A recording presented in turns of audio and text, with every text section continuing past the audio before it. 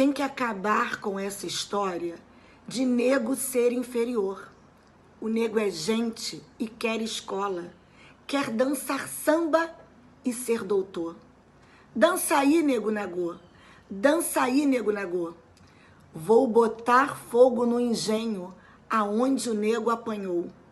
O nego é gente como o outro, quer ter carinho e ter amor. Dança aí, nego nagô, dança aí, nego nagô. Olá, sétima CRE. Eu trago um trecho da música Nego Nagô, da Pastoral da Juventude, e mais uma vez, como profissional de educação, carioca, brasileira, eu digo e repito, a minha luta vai continuar, até que nenhuma criança, até que nenhum jovem venha sofrer preconceito pela cor da sua pele ou pelo tipo do seu cabelo. Não vou sossegar enquanto os nossos meninos e meninas, ainda dentro das nossas salas de aula, ainda dentro das nossas escolas, sofrerem qualquer tipo de preconceito. Parabéns. Parabéns a todos os envolvidos nessa live e principalmente ao Núcleo de Estudos das Relações Étnicos-Raciais da GED da sétima CRE. E a você, professor Marlon, por oportunizar mais esse momento de reflexão. Um beijo enorme a todos vocês. Olá, espero que estejam todos bem. Vocês já receberam um convite que vocês ficaram impressionados pela beleza, pelo cuidado, pelo material do convite? Pois muito bem. Hoje, nós, sétima CRE, GED, estamos entregando assim para vocês um convite lindo, muito bem feito, caprichado, cheio de vozes potentes. Um convite para que você primeiro conheça e para depois você participar. O nosso convite hoje é para que você se intere do nosso Núcleo de Estudos das Relações Étnico-Raciais. Inauguramos hoje com esse convite luxuoso, cheio, como disse, de vozes potentes. E nós escolhemos esse dia, 14 de maio, não foi à toa, porque esse dia é o dia seguinte, é o dia onde a história tomou uma outra configuração. Vocês lembram muito bem que no dia 13 de maio foi assinada a Lei Áurea. E o dia 14 de maio, como foi? Vem conosco hoje, pense conosco, reflita, se emocione e faça também esse convite para outras pessoas da sua unidade escolar, para que a gente tenha um núcleo onde nós possamos não só estudar, mas principalmente trocar as experiências e as práticas que já existem no chão da escola. Vamos? A gente não nasce negro, a gente se torna negro. É uma conquista dura, cruel e que se desenvolve pela vida da gente afora. Aí entra a questão da identidade que você vai construindo. Essa identidade negra não é uma coisa pronta, acabada. Então, para mim, uma pessoa negra que tem consciência de sua negritude está na luta contra o racismo. Com as palavras de Lélia Gonzalez, que a sétima CRE, na Gerência de Educação, abre hoje oficialmente o seu núcleo de estudos de relações étnico-raciais ou o seu núcleo de educação antirracista. E para isso a gente tem aqui os nossos convidados brilhantes, né, que vão nos ajudar a pensar hoje o que é a educação antirracista e a necessidade de uma educação cada vez mais antirracista na nossa sociedade atual. Para isso eu trago hoje a professora doutora Helena Teodoro, que para nós é uma honra tê-la aqui, né, pós-doutora em História Comparada pela UFRJ, seu livro mais recente, Martinho da Vila, Reflexos no Espelho, e professora, é uma super honra para nós tê-la falando para nós nesse dia, nessa abertura oficial do nosso núcleo. Junto a ela, o professor André Paz, né, que é professor lá no estado do Ceará, uma unidade de conservação ambiental federal, e que traz para nós também a presença do lúdico, né? Essa ludicidade voltada para a perspectiva antirracista. E, junto a eles, a professora Lavínia Castro, educadora antirracista, historiadora e mestre em relações étnico-raciais. Quero saudá-los, né, e dizer que é prazer e honra para nós podê-los ouvir, né, na abertura desse evento. E para iniciar, gostaria de convidar, então, a nossa mestra do nosso barco, nossa professora, doutora Helena Teodoro, e que tem aí, a partir de agora, o seu momento de fala. Nós, aqui, como ouvintes, nos deliciando, né, de todo o saber que a senhora tem para trazer para nós. Boa tarde, professora Helena. Boa tarde para todos e para todas e para todos. É uma alegria enorme poder estar aqui com vocês. É uma honra estar ao lado de Latino, de André, de Marlon, falando para os nossos professores da 7ª C. E algo muito importante para nós, que é uma ideia de uma educação voltada para a nossa realidade. O Brasil já copiou demais a Europa. Estamos num momento de pensar uma educação para o Brasil. E pensar uma educação para o Brasil é pensar no povo brasileiro, que é negro, que é índio, que é mestiço, que é branco. E aí, uma educação antirracista nos dá uma proposta que é, basicamente, como todas as propostas de educação são, politicamente correta. Pensar que a educação nos propicia um sentido transformador à sociedade é mexer em conceitos estratificados e que vêm de muito longe, lembrando um filósofo francês que disse que não existe nada mais profundo do que a pele. E o que vem do século XVI é exatamente a invenção de diferença entre os seres humanos pelo tom de pele. Antes de 1500 não existia nada dessa história. A partir daí, com o domínio da navegação, os europeus passaram a se ver como superiores aos de pele mais escura, aos de pele amarela, e transformaram, inclusive, o seu processo civilizatório como sendo exclusivo e único no mundo. Nós estamos num momento em que temos consciência de que o mundo não é apenas um moinho, como diz Cartola. O mundo é algo muito pequeno, porque faz parte de um universo mínimo dentro da galáxia e que o cosmos é imenso demais para a gente achar que a grandeza do mundo pode ser controlada tranquilamente por elementos que são inventados por nós mesmos. Existe muita coisa que nós precisamos conhecer sobre nós e sobre o universo. E daí a nossa relação profunda com a tradição africana e com a tradição indígena, que são aquelas que vêm não apenas de nós, seres humanos, mas vem o mundo como um todo, a natureza, os animais, as plantas, e todo um sentido de aldeia, onde o crescimento de cada um depende do encontro com o outro.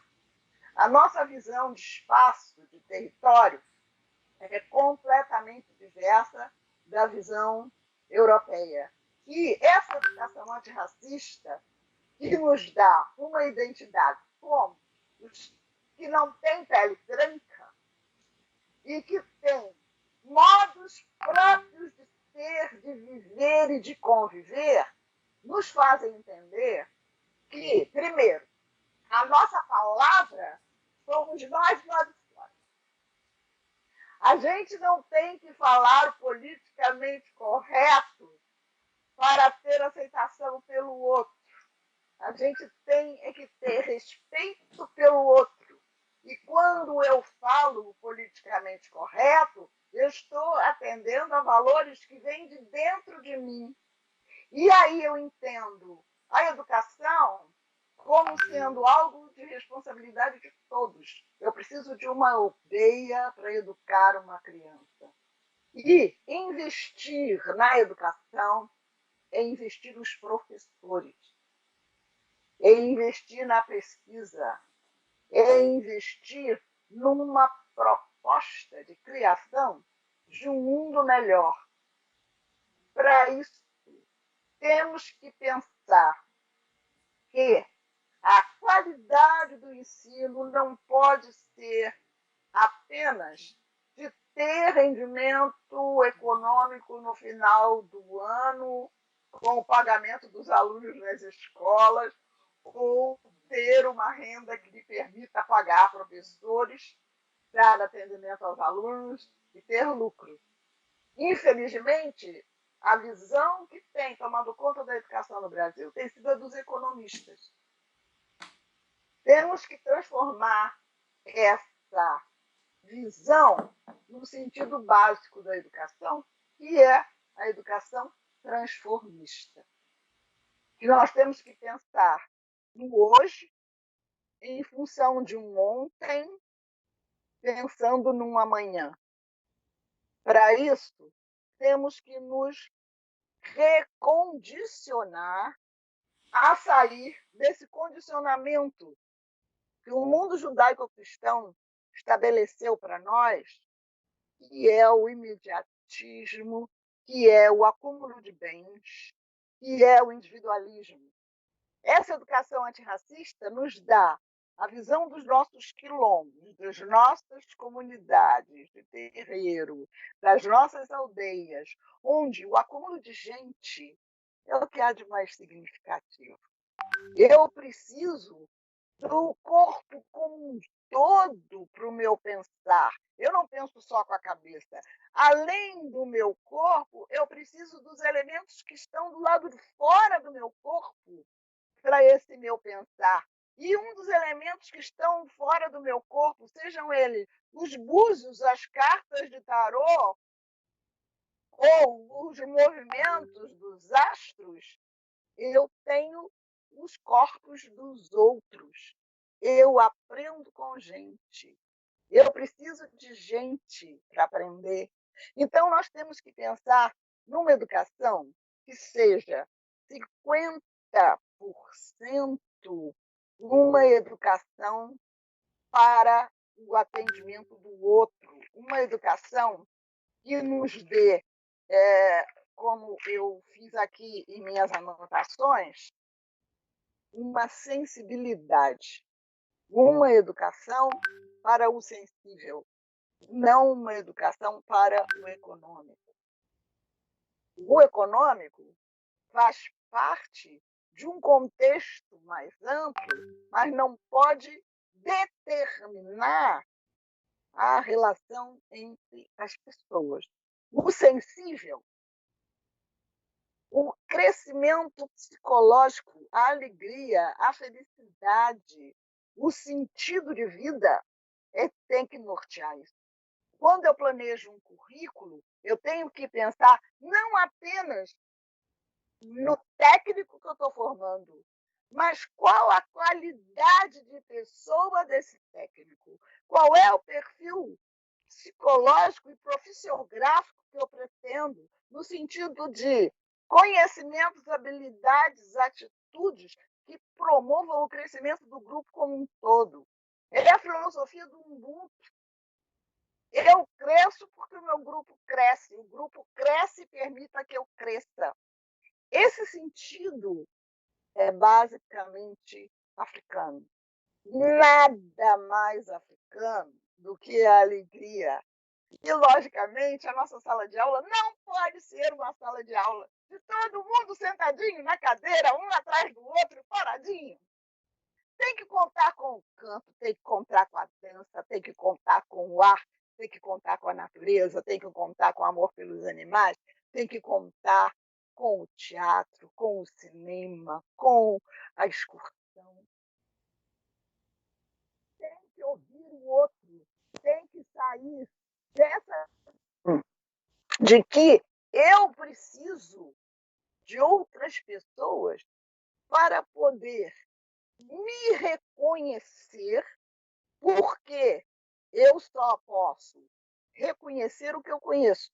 Então, para eu me conhecer, eu tenho que olhar para a minha identidade, para os que estão lá atrás, para a minha ancestralidade, para os meus pais, para os meus avós, para os meus bisavós. E aí, o que a gente tem que trazer para as nossas crianças na escola? Tem que trazer para eles que esse país foi construído, como toda a América Latina, pela tecnologia africana.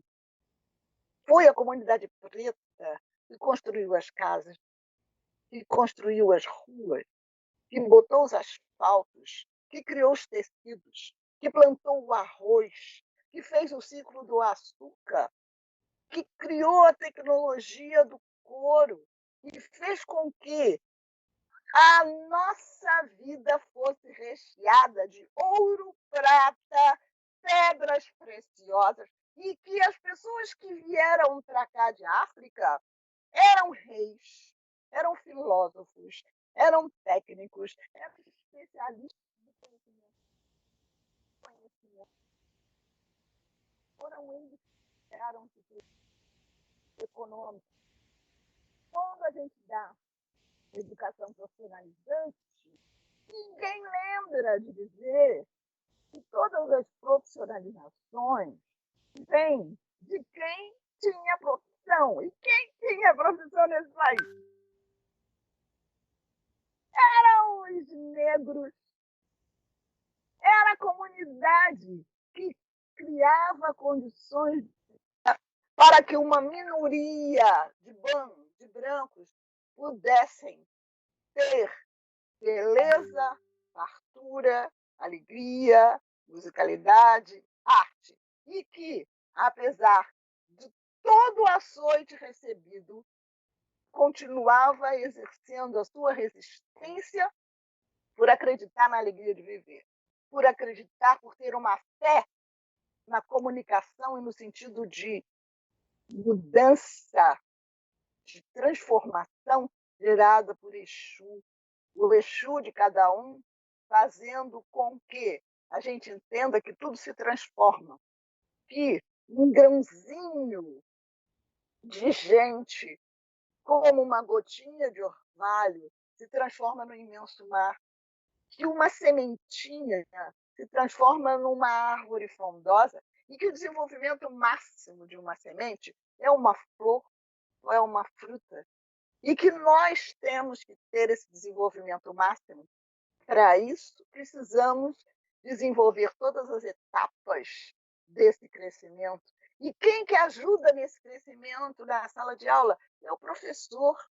Ele é o grande estimulador do crescimento de cada um. E essa educação antirracista vai fazer com que a gente entenda que as escolas de samba, que as comunidades de terreiro, que toda a proposta comunitária dos quilombos sempre foi de lidar com a diversidade. Que nós somos o ar que respiramos, que nós somos a água que corre no nosso corpo, no sangue, que nós somos a terra que construiu o nosso corpo, que nós somos o fogo que nos dá a energia da fala, da dança, do movimento, e que é através do encontro com o outro e da troca de conhecimentos que nós nos reconhecemos como gente. E como entendemos que esse crescimento de gotinha d'água até um oceano faz com que a gente preserve os rios, as lagoas, o mar, que as árvores são responsáveis pela purificação do ar, pela cura da nossa saúde, pela nossa alimentação, como o meio ambiente é básico e fundamental para que nós mantenhamos o universo em harmonia, como dependemos do que vem de fora, da água, da chuva, do sol que nos aquece, do movimento da terra que nos dá dia e noite, e de como, durante 10.000 anos, um grupo de habitantes em África transformou isso em histórias, em mitos, e numa maneira muito peculiar de ser vivido em grupo. E os índios também seguiram esse mesmo espaço. Então, se nós queremos preservar a humanidade, temos que criar um ensino brasileiro com uma educação que inclua a comunidade preta e a comunidade indígena, criando elementos de uma educação brasileira que nos permitam a felicidade de existir, a alegria de viver e o dar as mãos para juntos construirmos um país melhor e uma vida mais gratificante, principalmente saindo de uma pandemia. Maravilhosa, professora Helena, sempre, sempre brilhante. Obrigado pelas suas palavras, obrigado por tantos saberes, né, que foram... acho que a gente agora cabe refletir e destrinchar, né, tudo isso que está... que a senhora traz na tua fala, assim, muito... Dá para a gente pensar muito além. A educação antirracista é muito mais do que a gente imagina, né? Quando a senhora faz essas relações... Dizendo uma coisa que meu amigo Martinho da Vila fala sempre: canta, canta, minha gente, deixa a tristeza para lá, canta forte, canta alto, que a vida vai melhorar. A vida vai melhorar se nós nos voltarmos para os nossos ancestrais e para a fé que eles tinham na vida. Maravilha! É muito maravilhosa. Muito obrigado, professora. Agora, professor André Paz. Seja bem-vindo. Obrigado, professor André. Vem lá do Ceará para nos prestigiar e colaborar conosco aqui para pensar a nossa realidade de 7ª Coordenadoria no Rio de Janeiro. Bem-vindo, professor. Obrigado, boa tarde, bom dia, né, boa noite para quem for assistir à noite. Agradecer muito pelo espaço, né, por ter essa oportunidade de estar sentado aqui, ouvindo a professora diretamente de primeira mão, né, é uma honra muito grande, né, e pedir licença também por esse espaço, né, e trazer um pouquinho dessa reflexão, como é que eu, pessoa branca, né, em que não vivenciei na pele as mesmas agruras dessa questão do racismo, né? E como é que eu posso me colocar como sujeito disso, né? Então, o professor também vai disponibilizar depois aí um libretozinho, né, com algumas reflexões, mas eu acho que é muito isso que a professora disse, né, em poucas palavras. Tem que fazer parte da gente, né? É a questão da morosidade que o Paulo Freire fala, né? Então, não é a ideia de ser o politicamente correto, mas de ter que fazer parte da gente, algo que nos impulsiona, algo que a gente vai percebendo da necessidade, né? E vai tentando ser um colaborador, na verdade, né? Não necessariamente um sujeito. E é assim que nasce o griozinho, né? A gente falando na sala de aula sobre os griots, e eu tento sempre trazer a ideia da história da nossa comunidade para dentro da sala de aula. E aí, quando eu falei dos griots, eu citei nossos guardiões da memória, né? E aquilo ficou remoendo no meu coração. E aí veio a questão do griozinho, né? O griozinho nasce com essa proposta, né? Então, aqui na comunidade que eu moro, também é fundada por africanos, né? A minha esposa é da 5ª ou 6ª, está aqui do meu lado, de geração de uma família fundada por africanos, né? E daqui da região, o pai dela, né? Ela. Então, eu tive a honra também de entrar nessa família, né? E o griozinho vem com essa proposta de tentar trazer de forma lúdica, né? Resgatando, ou talvez não só resgatando, mas colaborando, né? Com a oralidade. É claro que aqui a gente não tem toda a dinâmica que tem numa comunidade quilombola. Nós somos uma reserva extrativista, né? Tem pesquisas dessa nossa africanidade aqui na comunidade, mas também de uma raiz indígena, né? E alguns espaços a gente às vezes vai perdendo para essa tal civilização, né? E é muito importante essa reflexão, né? A gente se perceber como sujeito, como identidade. As crianças precisam muito perceber que elas têm uma história lindíssima de resistência, uma história de construção, né? Então eu vou ler aqui um cordel feito especialmente para esse momento. O professor Dedé, que daqui, é cordelista, é pintor, ele fez esse cordel. Eu falei para ele da proposta, né? Eu não tinha ainda um cordel com a história, essa reflexão dos Guardiões da Memória, e ele fez para nós especialmente, aí eu vou trazer para a gente aqui, ok? Vamos lá com você, Grezinho. Não ouvi, professor? Falei, por favor, traga para nós. Ah, sim. Obrigado. Guardiões da Memória.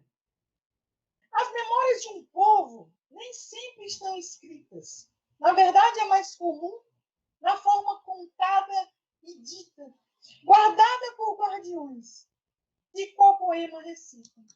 Mas todo povo as tem e precisa ser guardada, como precisa também, em tempo, ser repassada às gerações do presente para ser perpetuada. Sem o passado, qual será a sua posteridade?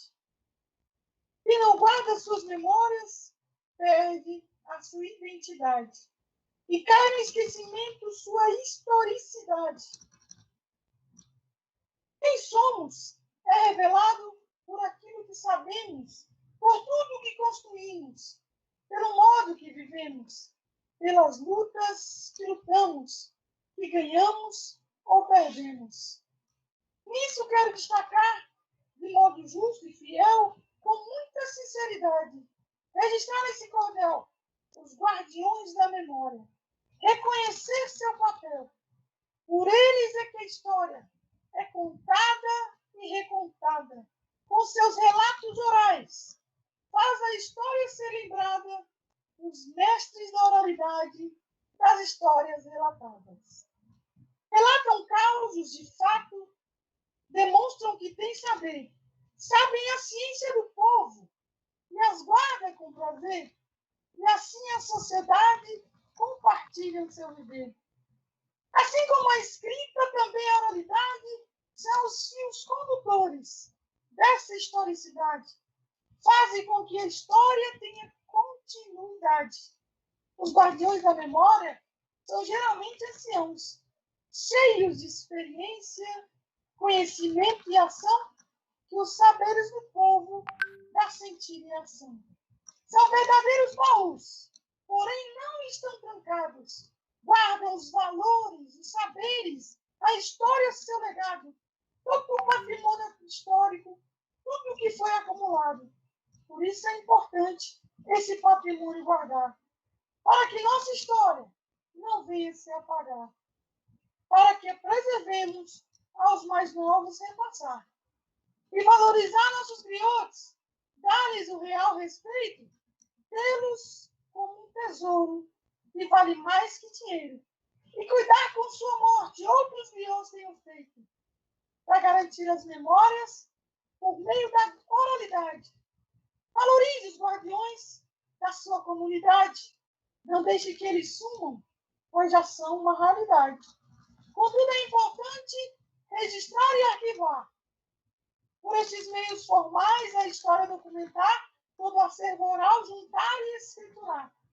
Mas sem reduzir o valor do repertório oral, pois o registro escrito, que chama aqui de formal, só pode existir porque vem do informal. Assim, a oralidade será sempre indispensável para a manutenção da cultura, de tudo que é notável na história de um povo de caráter memorável. Professor José Maria da Costa, o Dedé. Obrigado, gente! Então é isso, professor. Maravilha, que maravilha. Pois é, esse cordel foi feito de última mão para cá, assim, eu fiquei super emocionado também quando vi. E, assim, trazer, né, para os professores essa necessidade de discutir, né, como eu posso chamar, o silenciamento que é feito, né? É feito um silenciamento muito grande. E eu acho que as informações que a professora trouxe são muito importantes, né? Todos nós, professores, trazer para os nossos alunos, né? Essa construção da nossa sociedade brasileira, feita pelos africanos, né? Pelos negros, e que nós todos bebemos disso, né? E saber também, aqueles que são brancos, né? Eu também tenho alunos brancos, a minoria, mas que eles também possam saber que na sociedade há uma forma diferente, muitas vezes, de ver e de agir, né, para com as pessoas, e isso é necessário, quem é branco, entender isso e agir também, né? Também intervir em várias situações, né? Reconhecer em várias situações, né? Ceder espaço em várias situações. Então, são N reflexões possíveis, né? Mas eu acho que o que a gente traz mais com o Griozinho é essa questão da ludicidade, que é possível também. E eu acho que a professora também, eu estou aqui o tempo todo falando, né? Porque acho que eu fico muito pequeno dentro da fala dela, porque ela trouxe tudo isso, né? Essa alegria, né? Que a gente chamou hoje de ludicidade, mas que essa festa do bem viver, essa relação com tudo, né? Com a cosmologia, cosmogonia, né? E essa relação com a ancestralidade, eu acho que ela mexe muito com a gente. Quando a gente sabe de onde veio, quando a gente se reconhece história, se reconhece continuidade, né? Que a gente não é um só, que a gente faz parte de um conjunto, faz parte de uma comunidade. E eu acho que eu fico por aqui, professor. Obrigado, muito obrigado mesmo. Eu é que te agradeço, nós é que agradecemos, André, a você, ao Griozinho. Eu sabia que ele não poderia faltar nessa abertura nossa aqui. Dentre muitas coisas que ele trouxe, que eu fiz questão de guardar aqui é que quem não guarda suas memórias perde a sua identidade, né? Isso eu acho que tem tudo a ver com o que a gente está dizendo aqui, né? O griot tem essa função de ser o guardião da memória também, né? E trazendo esse reconhecimento dessa nossa identidade, que é tão importante, que é isso que a gente tem feito aqui na 7ª CRE, é isso que tem aparecido nos trabalhos das nossas unidades escolares, assim, de forma brilhante já, e que a gente quer propagar ainda mais. Te agradeço muitíssimo, tá, professor André? Um abraço. Já já a gente está aí no Ceará, quando quiser. Deixa a pandemia, quando a pandemia... Um abraço. E aí, professores, a gente vai encaminhando, então, para a nossa última palestrante de hoje, né? Depois da professora Helena, depois do professor André, nós trazemos agora a professora Lavínia Castro, educadora, antirracista, historiadora, mestre, né, em relações étnico-raciais, como já disse aqui, e que vai trazer para nós também a sua contribuição. Chega aí, Lavínia, querida, boa tarde. Oi, meu querido, boa tarde. Olha, estou muito contente com a existência de um núcleo, né? Esse evento é um evento de abertura desse núcleo de estudos sobre educação antirracista na 7ª CRE. Eu estou muito contente da existência desse núcleo, porque mostra para a gente que nós não estamos sós nessa caminhada, que não é um assunto referente à Lavínia, ou à professora Helena, ou à professora Marlon, ou ao professor André. É uma necessidade e urgência para o espaço da sala de aula, né? E eu estou muito contente com esse convite, da 7ª CRE para participar desse evento de abertura, na pessoa do professor Marlon, né, que eu conheci nas andanças de uma rede de professores antirracistas que existe por aí, é só vocês procurarem nas redes sociais. Nós estamos já fazendo barulho nas escolas, nós estamos fazendo muita movimentação com estudos. A rede de professores antirracistas, depois é só procurar no Facebook, no Instagram, e a gente tem um enorme prazer também de trocar informações, de compartilhar conhecimento, e eu acho que foi assim que a gente se conheceu, né, Marlon? Então, assim, eu estou muito contente também da sua participação lá na rede de professores antirracistas, e agora essa rede vem contribuir com a 7ª CRE. Então, eu vou iniciar a minha fala, né, pensando a minha atuação enquanto professora. Então, assim, eu tenho mais de 18 anos de sala de aula, né? E sempre me incomodou muito algumas atitudes racistas no chão da escola.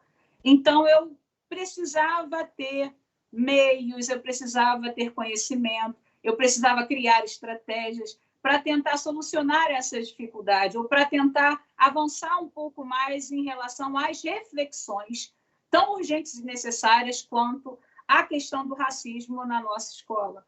E aí, por isso que eu volto para a academia, sabe? A minha fala é totalmente fala de professor, esse é o meu lugar de fala, mas eu precisava de alguma fundamentação, eu precisava instrumentalizar a minha fala, eu precisava conhecer conceitos que me ajudassem a superar, que eu pudesse contra-argumentar, para que eu pudesse me tornar consciente, porque, conforme você disse no início desse evento, a gente se torna negro, né? A nossa caminhada é da gente se descobrir, da gente se tornar, e da gente sair daquele posicionamento politicamente correto, porque é só tapar o palco, né? É só tapar o sol com a peneira, e a gente não consegue, de fato, enxergar que o que nos apresenta é a representação de uma realidade que ignora o negro, que silencia o negro, que marginaliza o tempo todo o negro. Então, a gente precisa, de fato, enquanto profissionais da educação, estarmos conscientes disso, atentos a isso. Então, foi esse incômodo, foi essa vontade de saber mais e entender por que essa discriminação estava acontecendo, que eu volto e aí eu concluo meu mestrado em relações étnico-raciais. De fato, um professor, professora, para ele se entender uma liderança antirracista, para ele se entender uma referência antirracista, ele vai precisar conhecer muita coisa, precisa de uma formação continuada. E, brilhantemente, a professora Helena falou que a gente precisa desse espaço de atenção de um governo, de políticas públicas que venham a implementar esse cuidado com a formação dos profissionais da educação, né? E a 7ª CRE está criando de maneira muito própria, né, esse espaço de estudo, esse espaço de conhecimento, né, que é muito importante para a gente. Na nossa primeira formação de graduação, a gente, se tem algum tipo de referência, né, de leitura ou de disciplina referente às relações étnico-raciais ou a discussão sobre o racismo na sociedade brasileira, é muito próprio de uma discussão muito breve de alguns professores ou de disciplinas optativas que tem num semestre e no outro semestre já não vai ter. E, geralmente, quem procura esse tipo de disciplina são os profissionais já engajados numa causa, já sensibilizados, que já têm uma certa empatia por aquela questão, vivenciou, com certeza, o racismo. Então, você acaba tendo uma articulação nessas disciplinas de profissionais que já têm uma certa militância nesse enredo. E a gente deixa de discutir com aqueles que, de fato, precisam também ouvir, porque para eles é como se ainda existisse uma democracia racial. É que não tem racismo, aqui nessa escola somos todos iguais, então para que a gente vai trazer um problema? Na minha escola não tem problema. Eu nunca vi racismo na minha escola. Então é fundamental que a gente tenha esse olhar aguçado que a gente tem essa malandragem, que a gente tem essa perspicácia, porque a gente está sendo iludido, a gente está sendo enganado, como se fôssemos, de fato, todos iguais. Somos iguais no que diz respeito a acesso aos nossos direitos, mas essa igualdade ela não está sendo trabalhada na prática. A gente pode falar de várias questões de desigualdade e a cor sempre nos atravessa nessa questão. Então, um professor, uma professora, para se entender antirracista, ele vai precisar estudar, ele vai precisar ter esse conhecimento também de forma muito sensibilizada. Às vezes, ele não tem o conhecimento para argumentar sobre a história da África, ou ele não tem esse argumento para conversar com seus alunos sobre a questão do racismo estrutural. Alguns conceitos lhe faltam, mas ele vai precisar ter, enquanto sabedoria, se colocar no lugar do outro e saber que aquele problema foi uma discriminação racial. Ele precisa ter a simpatia. Então, a Nilma Lino Gomes nos coloca muito bem isso, nos coloca que se o profissional da educação ele não tem todo aquele conhecimento de especialização, ele não é um especialista naquilo, ele precisa ter a empatia, ele precisa ter a sensibilização, né? E aí ele precisa parar aquela aula e definir isso que acabou de acontecer aqui na nossa sala de aula é um grande problema social, que é o racismo. A gente não pode deixar isso acontecer. Definir o problema para saber como atacar aquele problema, para saber como refletir sobre aquele problema, sabe? Então, é muito importante você saber por quê, saber como. Aí eu trouxe, Marlon, depois me fala que eu mando por WhatsApp para você, um pequeno PDF para contribuir com os profissionais da 7ª CRE, tá bom? É um Ótimo. PDF que eu construí numa imersão que a rede de professores antirracistas fez para antirracista. Então, quais são as qualidades, quais são as atribuições, o que a gente precisa ter, né, para a gente ser uma referência antirracista. Então, o que um professor antirracista ele faz? O que ele faz? Ele encara o racismo, ele precisa ter consciência que existe. Ele não pode dizer, não, será que existe? Ele não pode ter essa dúvida. Ele precisa entender, existe um racismo, é um problema social e eu preciso falar sobre ele. E falar sobre o racismo não é só falar sobre o racismo numa escola onde a maioria dos alunos seja negra. É falar numa escola em que a maioria dos alunos também, se é que existe uma escola pública com essa realidade, mas que seja também para uma realidade de grande maioria de pessoas brancas. Porque, como falou o professor André, né, a gente tem um problema social que não é só que as pessoas falam, né? O racismo é um problema do negro, ele que se vire. Não, é um problema da sociedade brasileira. E nós precisamos encarar esse problema, sabe? Então, o que ele faz? Ele tem consciência do racismo, ele encara as diversas formas que esse racismo ele aparece na nossa sociedade, na nossa sala de aula. Então, desde as ações individuais de um xingamento que desumaniza uma pessoa, então o professor ele tem que estar atento para dizer o seguinte, olha, não faça isso, se não está certo, aí ele vem determinando por que não está certo, porque você está desumanizando o seu colega, se coloca no lugar dele. Agora, tem que ter muito cuidado para você não transformar aquele aluno enquanto uma vítima. Então, é muito tênue essa relação. A gente precisa despertar para uma fala que possa denunciar, mas, ao mesmo tempo, não coloque aquele aluno que sofreu, que é vítima, de fato, que sofreu a questão do racismo, enquanto só um lugar de vítima. Então, a gente precisa dar protagonismo de fala. Você gostou do que o seu colega fez com você? Por que você não gostou? Então, aqui precisa existir um protagonismo, percebe? Então, a gente precisa identificar e promover discussão em sala de aula. A gente precisa fazer isso. Por que a gente tem que fazer isso? Por que um professor antirracista, né? Por que a gente faz isso? Por que fazer? Por que entrar no núcleo de estudo da 7ª CRE? Por que fazer isso? Né? Porque a gente tem que, enquanto profissionais da educação, a gente tem que acreditar que essa educação ela deva promover mudanças e não manutenções de status. Então, a gente desafia os status quo. A gente vem como um empurrão na direção de um objetivo de justiça social. A gente se coloca enquanto essa ponte. Nós, professores antirracistas, nos colocamos enquanto essa ponte, porque a gente sabe E ali, no espaço da nossa sala de aula, a gente vai promover esse espaço de conscientização, espaço de empoderamento. Eu e você, a gente não vai empoderar ninguém, entendeu? A gente não vai trazer a consciência para ninguém, porque parece que a gente tem toda uma responsabilidade nesse sentido. Isso é muito particular e subjetivo a cada ser humano, mas a gente pode criar espaço de reflexão crítica sobre a realidade, principalmente através de aulas, através do diálogo. E quando a gente fala do diálogo em sala de aula, o professor escuta. Quando a gente fala do diálogo em sala de aula, a gente fala de uma questão que é poder todos se posicionarem, né?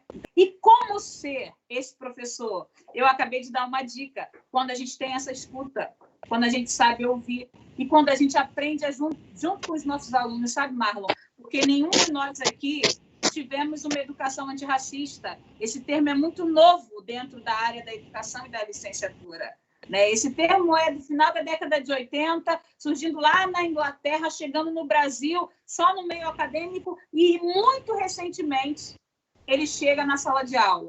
Mas chega na sala de aula de forma muito tímida ainda, né? Que as pessoas não sabem como aplicar, por exemplo, a lei, não sabem como aplicar as diretrizes da Lei 10.639, por exemplo.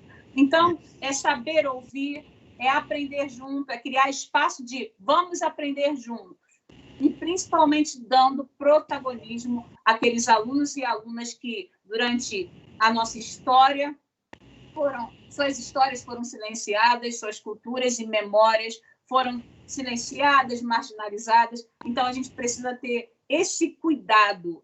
E aí, pensando como que a gente pode usar da lei, né?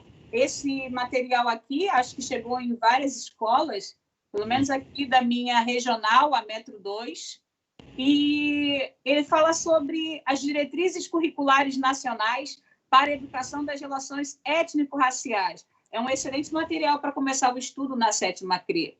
E aqui ele vem falando sobre os princípios da lei 10.639, hoje alterada para 11.645, mas eu gosto muito de dar essa reverência à lei 10.639 por conta do protagonismo do movimento negro, de tentar sempre colocar em pauta a luta do movimento negro e principalmente dentro do campo da educação, que sempre acreditou que através da educação é possível a gente ter novos projetos políticos, novas propostas culturais e sociais para a nossa sociedade. Então, aqui nesse material, vem apresentando 3 princípios norteadores ou sureadores, para a gente tirar a evidência do norte, né? E aí a gente coloca aqui como esses princípios: consciência política e histórica da diversidade, fortalecimento de identidades e direitos, ações educativas de combate ao racismo e às discriminações. Então, a gente, para ser uma liderança antirracista, para a gente desenvolver essa persona, essa identidade precisa existir nos professores. Eles precisam estar incomodados com a situação do racismo. Então, eles precisam ter consciência do seu posicionamento, do que ensinar em sala de aula. Isso é uma consciência política histórica da diversidade. Como você, professor, se posiciona? O que você escolhe para ensinar? Sabe? O que você está narrando em sala de aula? Isso passa por uma consciência. Se a sua consciência for de que existe igualdade, sem questionamento, e democracia racial, a tua consciência vai narrar uma história que já existe e que discrimina, e que desqualifica, e que não enxerga os problemas sociais, né? Então, a gente precisa entender essa diversidade de formação da nossa sociedade e superar narrativas que sempre colocam, por exemplo, o colonizador, e eu sou professora de história, estou puxando a sardinha para o meu lado, colocam o colonizador enquanto o herói, o que veio para civilizar, o que trouxe o progresso. Então, a gente precisa superar essa narrativa, porque a gente precisa falar de uma história de dominação e de exploração, sabe? A gente tem que dar o nome correto ao que aconteceu de fato, nesse desencontro, né, de culturas no período da modernidade, quando as caravelas, né, chegam aqui no nosso litoral americano. E o fortalecimento de identidades e de direitos, né, através da nossa narrativa e do nosso olhar. A gente precisa narrar valor à história e cultura. A gente tem muita discriminação, por exemplo, quando a gente vai falar sobre a cultura religiosa afro-brasileira. Tem muita discriminação. Então, por que não lançar mão de uma discussão mediada pelo professor? Porque o professor ele é intelectual mediador. Ele pega aquilo que ele estudou lá na faculdade e ele leva para a sala de aula e ele trabalha numa linguagem que seja acessível aos alunos, e ali se constrói um saber escolar. E os pesquisadores vão lá saber o que está acontecendo naquela escola. E dali saem as pesquisas acadêmicas. Então, existe um saber que é próprio da escola. E a gente não pode abrir mão desse saber. A gente constrói dentro da escola. A gente não só reproduz o livro didático cheio de erro conceitual.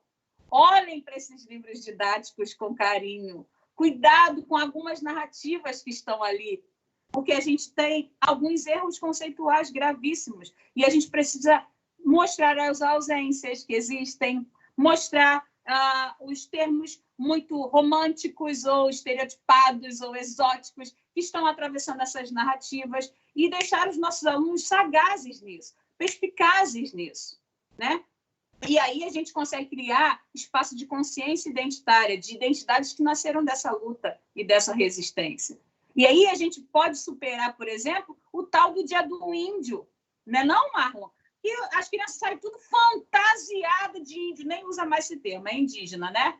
Não deixa o Daniel Munducuru me ouvir falando, não, que ele vai me chamar a atenção aqui. Então, assim, trabalhar de uma outra forma, sabe? Trabalhar uma outra visão dessa cultura, que não seja romântica, exótica, estereotipada, e rompendo principalmente com imagens negativas, sabe, dessa história, esclarecer equívocos, e a escola está aí para nos ajudar a ampliar o nosso conhecimento. E, por último, o último princípio apresentado nesse material das diretrizes da lei seria combater o racismo e as discriminações, promover ações para combater isso, né? Eu sempre digo, se a gente não tem muitos recursos, a nossa voz... eu não tenho o DVD na escola, se a realidade foi essa. Eu não tenho o PowerPoint, eu não tenho isso, eu não tenho aquilo. Você tem você e a sua voz. Então, promova narrativas, escute experiências, valorize a oralidade, que é uma ação legítima que vai fazer com que você e os seus alunos entrem num grande diálogo de promoção de um novo entendimento sobre a história e cultura da África, por exemplo, e dos afro-brasileiros, né? E eu creio que eu fique por aqui, meu amigo. Eu creio que eu fique por aqui e agradeço muito a oportunidade dessa conversa, dessa fala. Eu sei que eu falaria muito mais. Pode me chamar num outro momento. Obrigado. E assim, é de grande importância esse núcleo de estudos. É de grande importância que os profissionais tenham esse espaço de formação, de discussão, de entendimento, de reflexão, porque está mais do que na hora a gente desenvolver uma educação antirracista. E quando a gente fala de educação antirracista, a gente insere várias outras problemáticas de inclusão dentro do espaço da sala de aula. Tá bom, meu amigo? Muito obrigada. Imagina, uma sequência de falas muito potentes, muito, nossa, que nos fazem assim parar para pensar e agir, né? E pensar em como agir. E aí eu gostaria de chamar novamente a professora Helena, que tem um convite para fazer a nós, professores da 7ª CRE. Então, eu quero agradecer muito essa oportunidade de estar com vocês.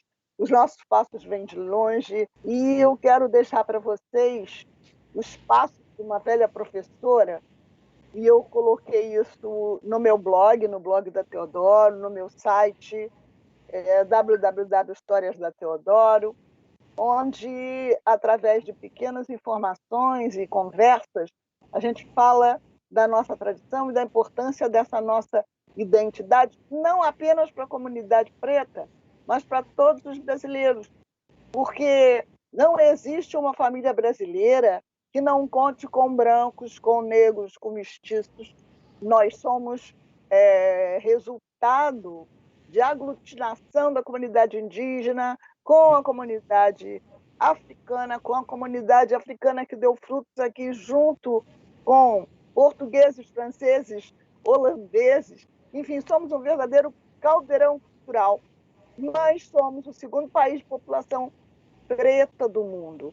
E nós fecharmos os nossos laços com a nossa identidade, com a nossa ancestralidade, entendermos de Europa, Américas, Ásia, é básico e fundamental para aumentarmos a nossa humanidade. E eu acho que educação é isso.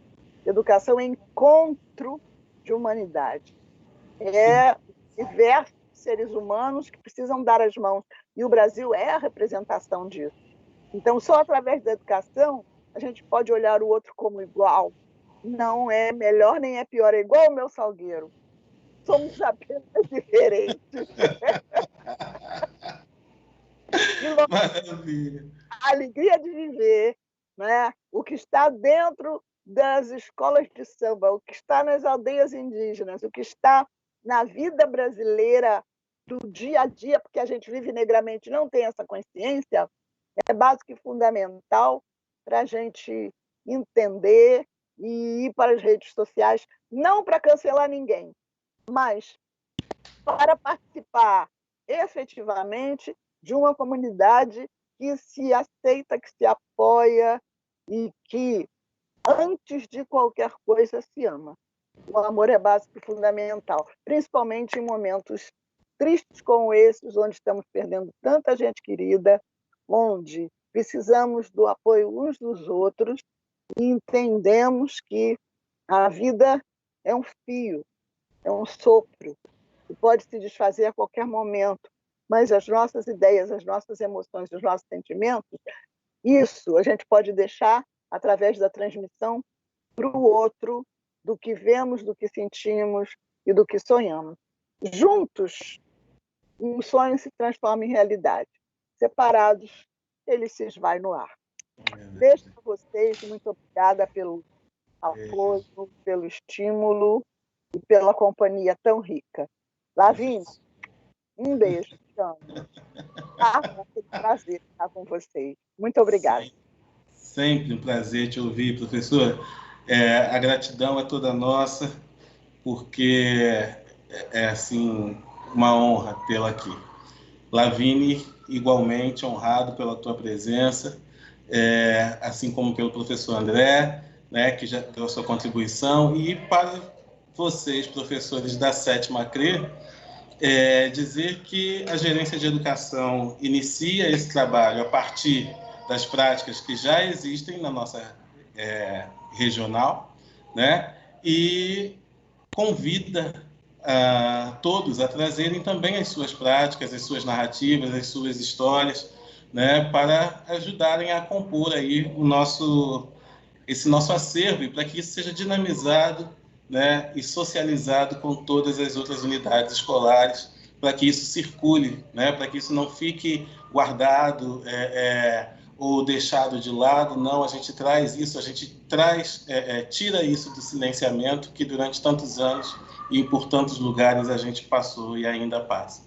Então, aqui na 7ª CRE, agora é a vez e é a voz da educação que se pretende antirracista, né? E surge aí uma grande oportunidade para a discussão desse tema nas escolas e agora em âmbito regional também. Sejam todos muito, muito, muito bem-vindos a essa discussão. Obrigado pela audiência de vocês e ficamos por aqui. Um beijo.